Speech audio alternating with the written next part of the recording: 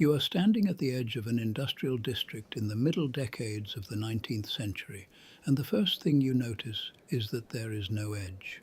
The district does not end cleanly and give way to something else, to open ground, to fields, to a gradual thinning of buildings into countryside.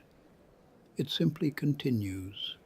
Street after street of the same pressed brick, the same narrow fronts, the same roof lines repeating in both directions until the haze and the distance absorb them and you cannot see where they stop.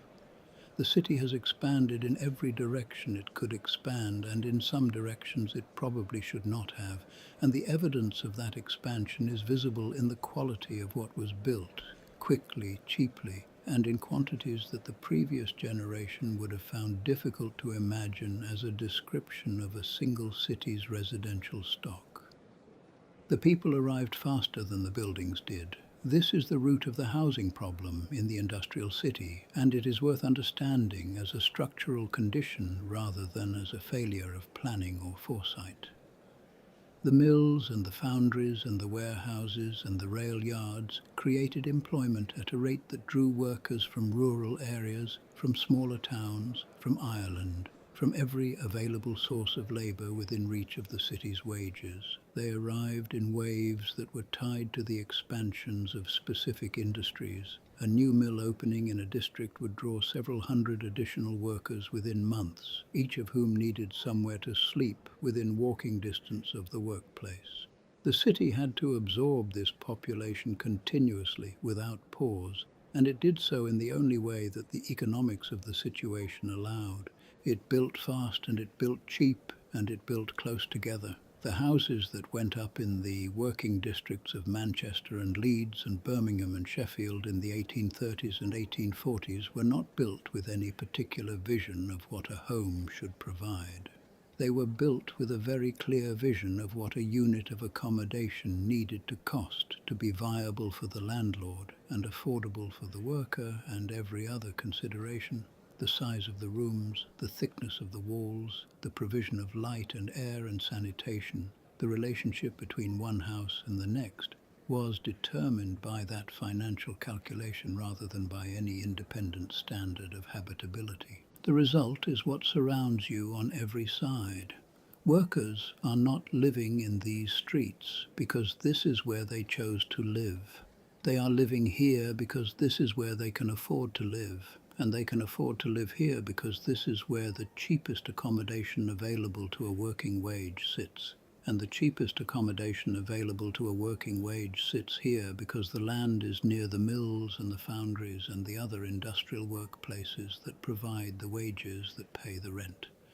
The whole arrangement is circular and self-reinforcing, and the worker at the center of it has very little ability to move to a different point on the circle. These houses are not homes first. They are containers, units of overnight storage for the labor force that the industrial city requires to be rested enough and close enough to arrive at the factory gate on time when the bell rings.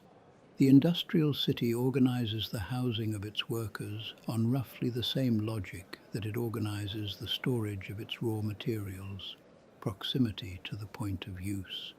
Sufficient condition to maintain function, minimum cost consistent with that function. The city that built the most productive industrial economy in the world in this period also built the most compressed and the most rapidly assembled residential environment that England had ever produced, and the two facts are not unrelated. One made the other necessary. What the industrial system demanded in terms of labor availability and labor cost made the housing system that surrounds you on every side the predictable and perhaps inevitable result. We will examine the system that the industrial city built for living beside its machines, the rows, the rooms, the shared walls, the compressed yards, and the streets that were never quite wide enough for what they were asked to carry. If you haven't already, subscribe to the archive. A comment below helps us tremendously. Settle in. The houses are close together here, and the walls are not as thick as they may seem. Walk along the street and count the houses. After the first 10, you will stop counting, not because the number becomes hard to track, but because the houses stop presenting themselves as individual dwellings worth counting. They are too similar for the eye to register each one as a separate object. The same brick, the local brick, whatever color the local clay produces, darkening already from the atmospheric deposit of the district. The same front elevation, a door, 2 windows on the ground floor, 2 windows above, a roof line that continues the same pitch across the full length of the terrace without variation or interruption. The same width between the door of one house and the door of the next, which is the minimum width that allows 2 people to pass each other in the narrow passage between the front wall and the street without one of them having to turn sideways. The repetition is not accidental and it is not lazy. It is the logical outcome of building housing as a production process rather than as an architectural one. A builder contracted to provide 50 units of worker accommodation in a district where the demand is immediate and the budget is fixed approaches the problem in the same way that a mill owner approaches the problem of equipping a production floor. He identifies the minimum viable unit, the smallest and cheapest configuration that will serve the required function, and he replicates it as many times as the available land and the available budget allow. Variation costs money. Custom design costs money. Any departure from the established pattern costs money. And the economics of speculative worker housing in an English industrial city in the 1840s do not accommodate costs that are not strictly necessary. The shared wall is the most important element of the system. When 2 houses share a wall rather than each having their own, the total amount of brickwork required to enclose both houses is reduced by the full height and length of one wall. Multiplied across a terrace of 20 or 30 houses, this represents a significant saving in material and labor cost. The saving is the builder's margin, or part of it, and the margin is what makes the construction financially viable in the first place. So the shared wall is not a design choice in any aesthetic sense. It is the financial mechanism that makes cheap housing possible. And cheap housing is what the workers can afford, so the shared wall is what the workers get. The windows are small for the same reason. Glass is taxed and glass is expensive, and a window is a structural complication in a brick wall that requires a lintel and careful bricklaying around the opening.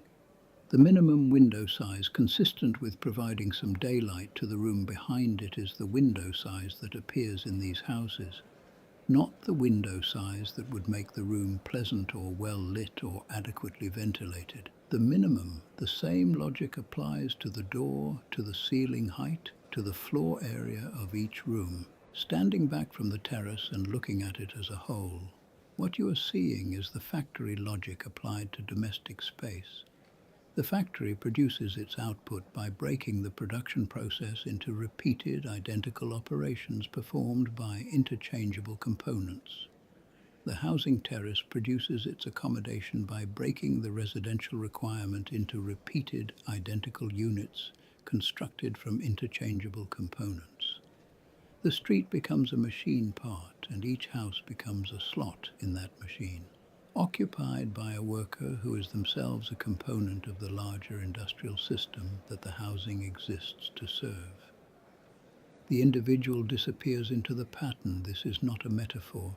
It is a description of what actually happens when you stand at one end of a long Victorian workers' terrace and try to identify which house belongs to which family. The architecture does not help you.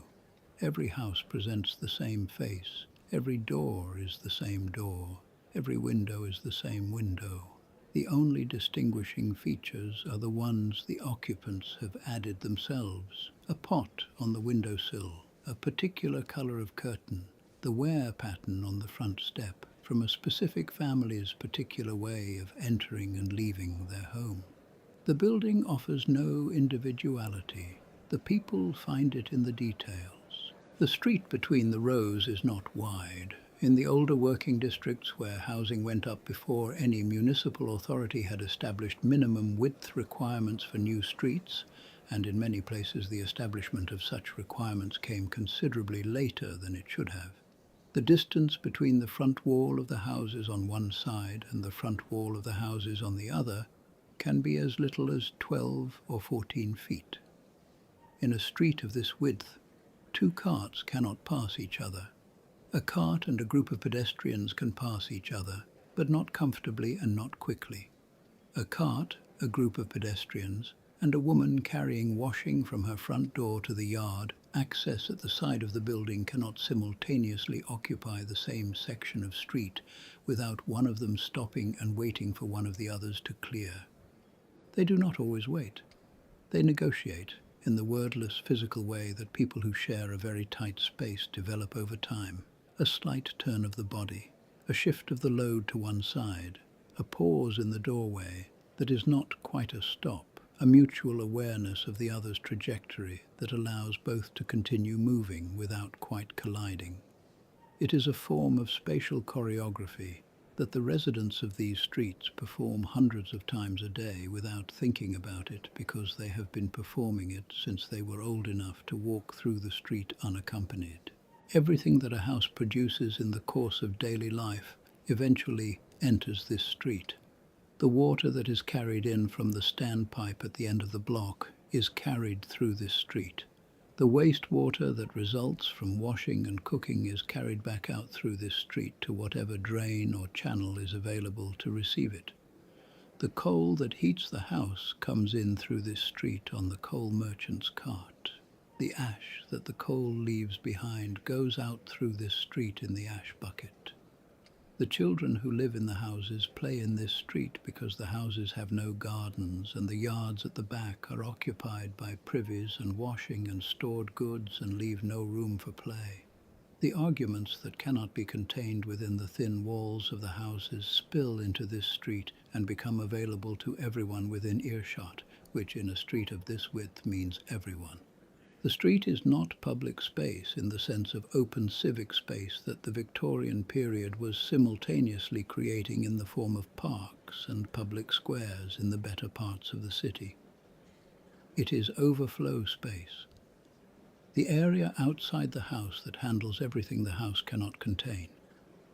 The distinction between inside and outside is less meaningful here than it would be in a residential street of greater width and lower density, because the outside is simply a slightly larger version of the inside, subject to the same overcrowding and the same compression and the same absence of anything that might be described as room to spare. Sound travels through the street the way it travels through the houses, without much resistance and without much privacy. A conversation at a normal speaking volume conducted on the front step is audible to every neighbor within 30 feet. A baby crying at 3 in the morning in one house is present, in a muffled and diminished but still entirely audible form, in the house on the other side of the shared wall, and in the house across the street, and in both houses flanking it. The street carries sound the way a pipe carries water. It concentrates it and moves it along and delivers it to people who did not ask for it and cannot easily avoid it. The viewer should understand this street not as a place where community happens, even though community does happen here in the practical and unsentimental way that it happens anywhere people share a tight space for long enough. It should be understood as a corridor of necessity. It exists because the houses on either side require access, drainage, and light, or at least the minimum of these things consistent with the buildings remaining habitable. It serves those functions. It serves no others particularly well. Step through the front door and the street disappears behind you. The room you are standing in is the ground floor front room of a 2-up, 2-down terrace house, and it is smaller than it looked from outside, which is a common experience in these houses because the walls are thicker relative to the floor area than you expect, and the ceiling is lower than the exterior proportions suggest, and the window that from the street appeared to offer a reasonable amount of light turns out, from inside, to be admitting considerably less than a reasonable amount of light into a room that is already dim, because the house across the narrow street blocks the direct sun for most of the day. The room is doing several things at once. Against the far wall is the range, the iron cooking and heating appliance that is the room's most substantial piece of fixed equipment, and the source of most of its warmth and most of its cooking capacity, and when the fire is banked low, most of the smell of damp coal that is the background smell of this house at all hours. Beside the range is the coal scuttle, and beside that is the small collection of tools, the poker, the shovel, the brush, that maintaining the range requires. On the range is a pot. The pot is rarely empty because the pot is the household's primary cooking vessel, and it serves multiple meals across multiple days, because the economics of fuel and food in this household do not allow for the luxury of cooking each meal fresh. The table occupies the center of the room. It seats four if four people sit close together and nobody needs to push their chair back from the table for any reason. The household contains more than four people. When the full household eats together, which is not always possible given that different members may be working different shifts, the eating happens in rotations, some at the table, some standing, some waiting. The table also serves as the surface on which everything else that requires a flat surface is done. The mending, the accounts if there are accounts, the children's lessons if there are lessons, the folding of laundry, the preparation of food before it goes into the pot. Beds are upstairs in theory. In practice, the line between the sleeping space and the living space is less distinct than the two-story plan of the house suggests. A family that takes in lodgers, and many do because the rent requires it, may find that the upstairs rooms are occupied by the lodgers and the family sleeps downstairs. Or the upstairs rooms may be divided between family members and lodgers in a configuration that changes as the household's financial situation changes, which it does regularly and in both directions. A family whose circumstances improve slightly may reclaim a room from a lodger. A family whose circumstances deteriorate may take in an additional lodger and reclaim no room at all. Shift work complicates the use of the sleeping space further. In a household where one member works a day shift and another works a night shift, the same bed may be occupied by different people at different times. The day worker returning to sleep at the hour the night worker is rising to leave, the bedding still warm from the previous occupant. This is known as hot bedding, and it is not particularly unusual in households where the rent pressure is high and the available sleeping space is limited, and the workforce of the household operates on industrial time rather than natural time. The room offers shelter. It keeps the rain out and the warmth mostly in, and the street noise at a level that can, with sufficient tiredness, be slept through. What it does not offer is retreat. The sense of a space that is yours and that operates according to your own rhythms and that can be configured to suit your own needs at any given moment. The room is too full and too shared and too committed to too many functions simultaneously for any single occupant to experience it as a personal space. It is a shared resource managed collectively and imperfectly by the people who need it equally and cannot negotiate effectively about any of it because none of them have anywhere else to go. The rent is due on Friday and the wage comes in on Saturday, which means there is always one day of the week when the rent is owed and not yet covered, and the management of that gap is one of the small continuous anxieties of working class life in the industrial city. The primary strategy for managing it is the lodger. Taking in a lodger is not a choice in the sense of a deliberate lifestyle decision. It is a financial calculation performed under pressure, and the calculation usually produces the same result regardless of who performs it. The rent on a 2-room or 4-room workers' house in an industrial district in the 1840s represents a significant portion of a working wage, in some cases a third of it or more. A household with 2 working adults can cover this, but only if neither of them misses significant time from work, and only if no unexpected expense arrives to disrupt the budget. A household with 1 working adult, or with working adults whose wages are at the lower end of the available range, cannot cover the rent on a single income without additional support. The lodger provides the additional support.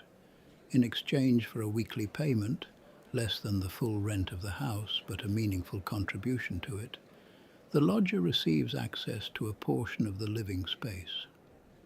What portion this is and how it is defined is a matter of informal negotiation between the household and the lodger that is rarely committed to paper and rarely revisited unless the arrangement breaks down. A lodger might share a room with family members or sleep in the kitchen on a makeshift arrangement, or occupy a corner of the upstairs that has been screened off from the rest of the floor with a curtain or a piece of boarding. The presence of lodgers in a household that is already using its space at capacity produces a kind of human arithmetic problem that the physical dimensions of the house cannot solve cleanly. More people require more of everything the house provides. More use of the range, more use of the water that has to be carried from the standpipe, more use of the privy in the yard that was not designed for the number of people now relying on it, more sleeping space, more floor space, more air, in rooms that already have insufficient air for the people who were there before the lodger arrived. The house does not expand to accommodate this additional demand. It simply carries more than it was built to carry, in the same way that the street outside carries more than it was built to carry, and the drainage system below the street carries more than it was built to carry. The landlord benefits from this compression in a straightforward way. He collects the full rent from the tenant regardless of how many people the tenant has introduced into the property. The subdivision of his property's accommodation into smaller and smaller units of use, first the house, then rooms within the house, then portions of rooms, does not reduce his income. If he is subletting individual rooms directly, rather than letting the whole house to a single tenant, it increases it because the sum of the rents on individual rooms exceeds the rent that a single tenant would pay for the whole house. The compression of people into the available space is, from the landlord's financial perspective, not a problem to be managed, but an outcome to be, if not actively encouraged, then certainly not discouraged. The worker pays for space and then loses that space in order to afford to pay for it. This is the compact at the center of the lodging arrangement, and it is not a compact that either party fully acknowledges as such, because acknowledging it would require both parties to recognize the degree to which the available options are structured against the person who needs the accommodation most.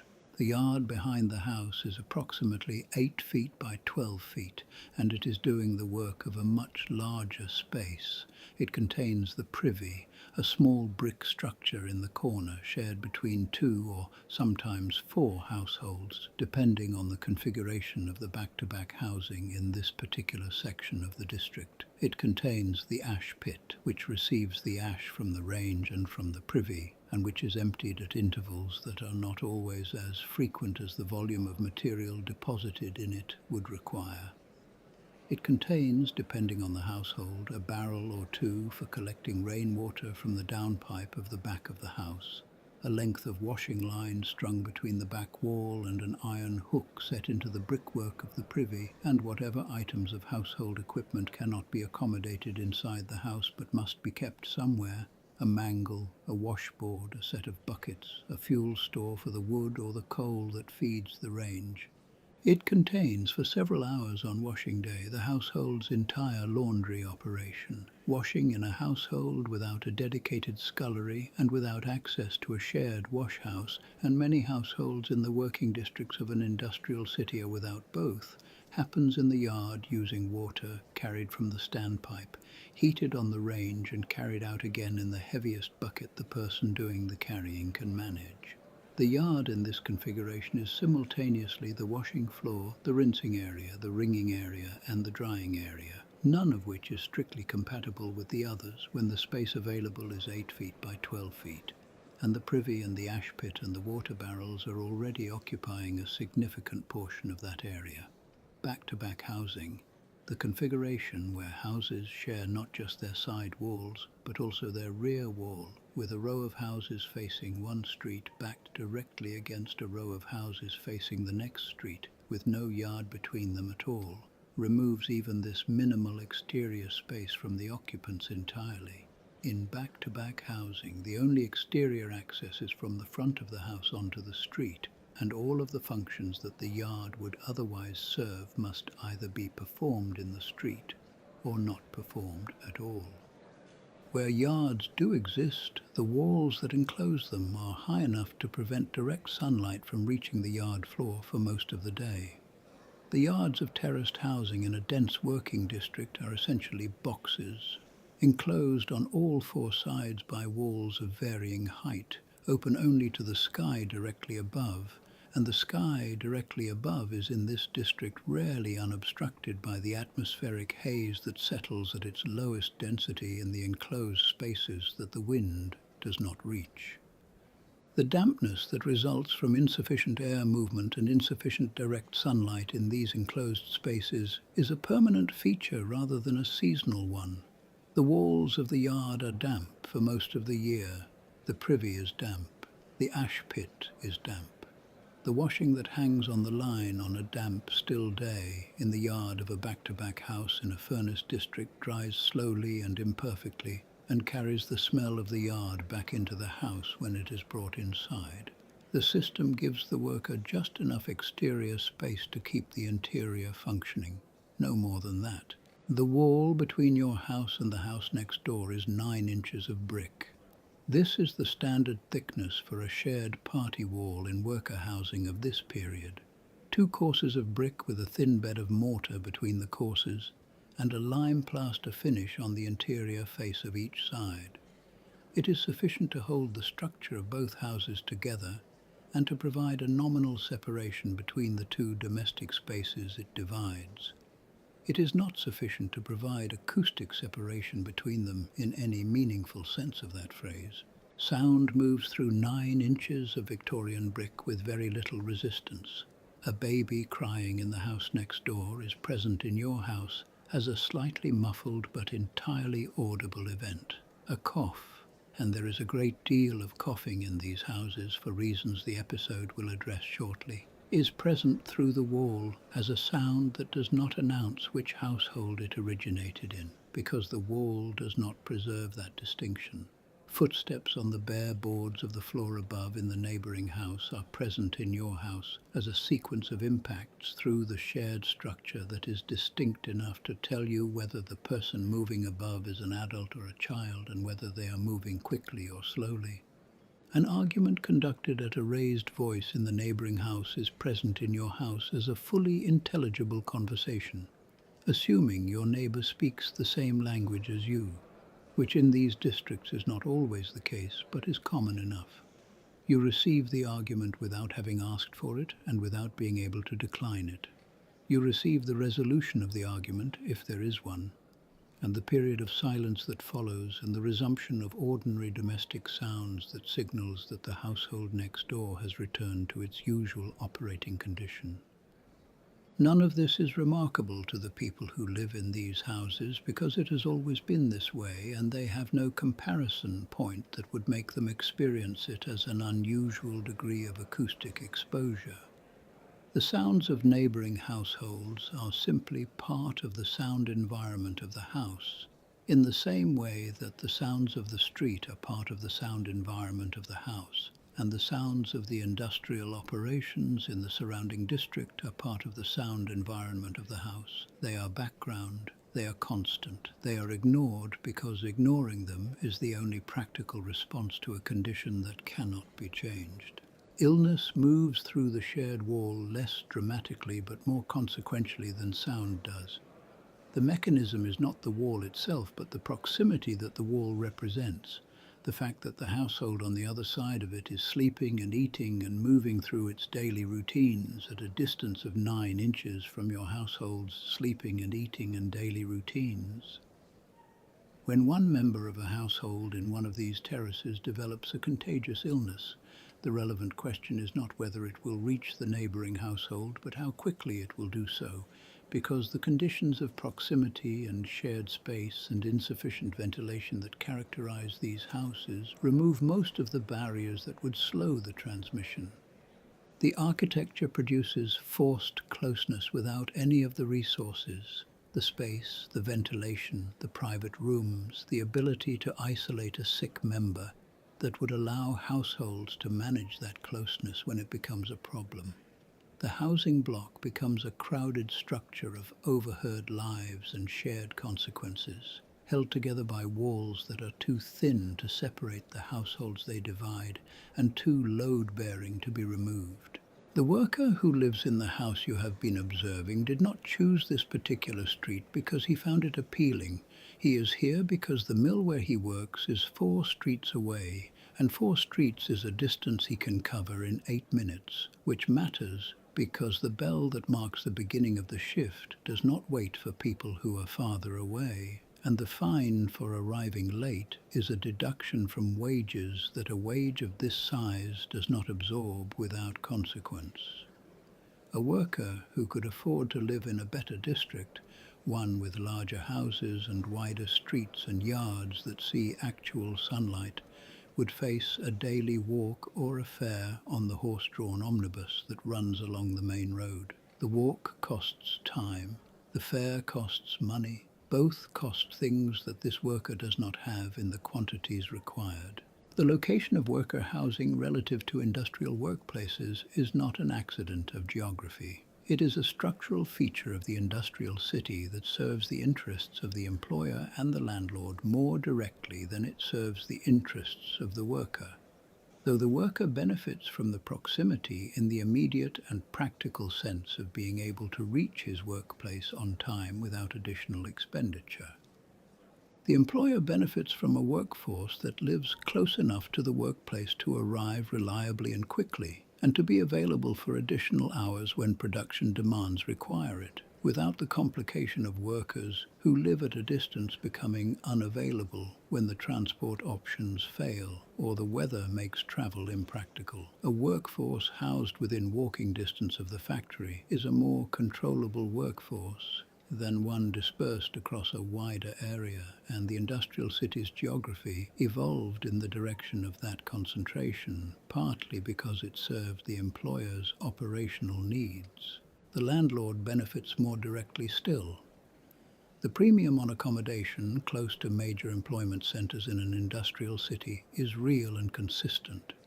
Workers will pay more, relative to the quality of the accommodation, for a house that is close to their workplace than for a house of equivalent or better quality that is further away, because the cost calculation they perform includes the time and money cost of the journey as well as the rent. The landlord in a district adjacent to a major mill or foundry can charge rents that the quality of his properties does not objectively justify, and workers will pay those rents because the alternative, better accommodation at greater distance, is not actually cheaper when all the costs are included. The wages that the worker earns at the mill circulate back into rent on housing close to the mill, and from rent into the income of a landlord who is often also an investor in or supplier to the same industrial operations that generate the wages in the first place. The money moves in a circle that begins and ends close to the factory gate, and the worker at the center of it is moving around that circle continuously without making much progress toward a position outside it. Moving away from the district is possible in principle and practically very difficult.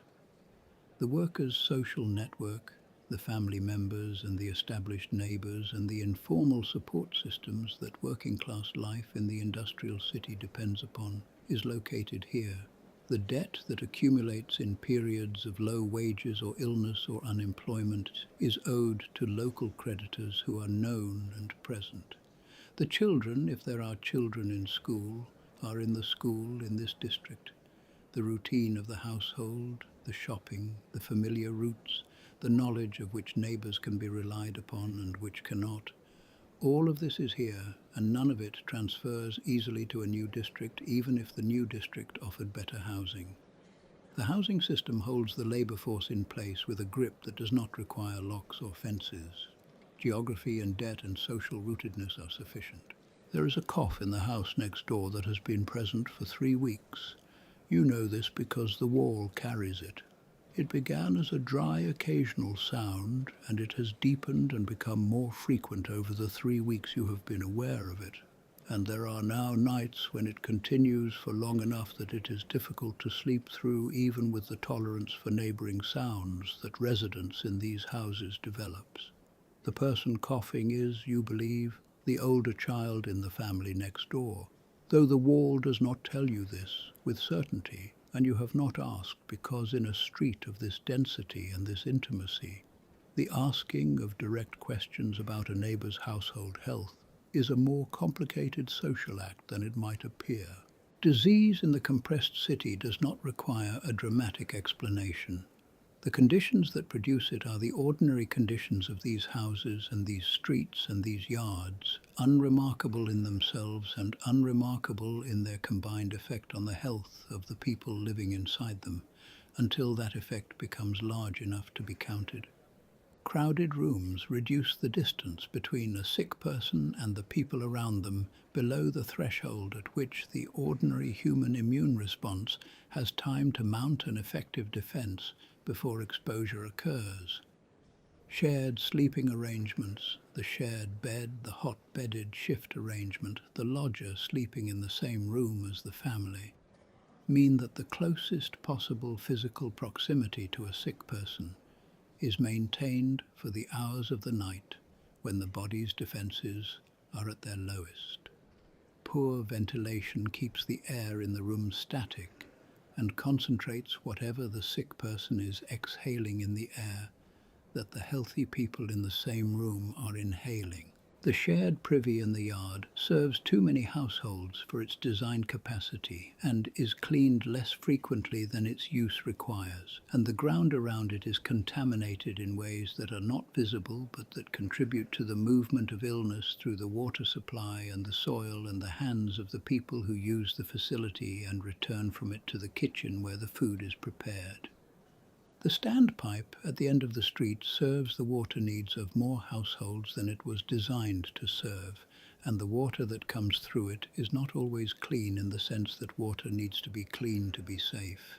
And the bucket that carries it from the standpipe to the house passes through a street and a yard that are not clean in the sense that surfaces need to be clean for the water inside the bucket to remain clean after it arrives. A sick person in a household in these streets is rarely isolated because there is nowhere in the house to isolate them.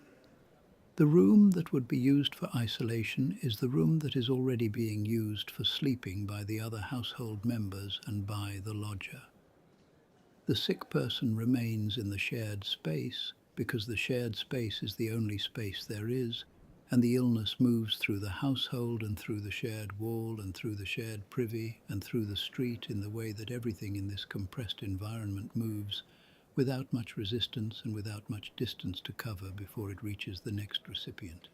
The body becomes another place where urban compression leaves its mark, the same mark that the compression has left on the walls and the street and the yard. A narrowing, a thinning, a wearing down of the margins that allow for recovery. Step back from the street and look at the full extent of the rows. They run in both directions as far as the atmospheric haze of the district allows you to see them, which is not as far as they actually extend. Behind the rows facing this street are the yards and the back walls, and behind the back walls are more rows facing the next street, and behind those are more yards and more back walls and more rows beyond them, repeating in a pattern that covers the working districts of the industrial city with the same density and the same visual sameness that the factory floor covers with its rows of machines. The industrial city does not only build machines, it builds arrangements for living beside machines. Worker housing is one of the hidden engines of the industrial system because the industrial system depends on the workforce being present and rested enough to function. Workers must be close enough to arrive on time, and worker housing provides these conditions at a cost that the worker can just barely afford. The employers do not have to pay for employees' living arrangements. Housing was not the employer's problem in the Victorian period. It is the worker's problem and the landlord's opportunity, and the municipal authority's periodic concern, and the combination of these three positions produces the rows you are looking at, privately built, minimally regulated, designed to the economic floor of viability rather than to any standard of what a home should actually provide. The houses are somewhat ordinary. This is the most important thing to understand about them and the thing most easily missed by looking at them from the outside. They look like houses. They have doors and windows and roofs and chimneys. They stand in straight rows on named streets. They are occupied by families who have arranged them as well as the space and the income allows. The curtain in the window, the swept front step, the small domestic markers of occupancy and care that people apply to the spaces they live in, regardless of whether those spaces deserve them. The ordinary appearance hides what has actually happened to the human experience of domestic life inside these buildings. The home has become smaller than it was in the previous generation in the countryside or the small town from which many of these workers came, or in the city's own past before the industrial period compressed it to these dimensions. The walls have become thinner, literally thinner, the party wall between neighbouring houses built to a minimum specification rather than a traditional one. The street has become tighter. The yard has become a service zone rather than a domestic exterior. The room has become a space where multiple functions compete simultaneously and none of them wins. Industrial England did not only speed up work, it compressed life itself. The sleeping, the eating, the washing, the resting, the private moments that are the texture of a human life outside of working hours, into the minimum space and the minimum cost consistent with maintaining the workforce in a condition of sufficient function to continue showing up at the factory gate when the bell rings. The city that built these rows built them because it needed somewhere to put the people it needed to run itself. The people filled them because they needed to be close to the work and could not afford to be anywhere better. The rows remain because the system that produced them did not produce anything else. The street has quieted and the windows have gone dark one by one. You remain a moment at the end of the row. The same brick, the same roofline, the same narrow door repeated in both directions until the haze takes them. Somewhere behind the shared walls, the households have settled into whatever version of rest the night allows. These are the systems that stacked people as efficiently as they stacked goods. Built fast, built cheap, and built close enough to the machines that nobody had far to walk in the morning. If you'd like to return, the archive is always open.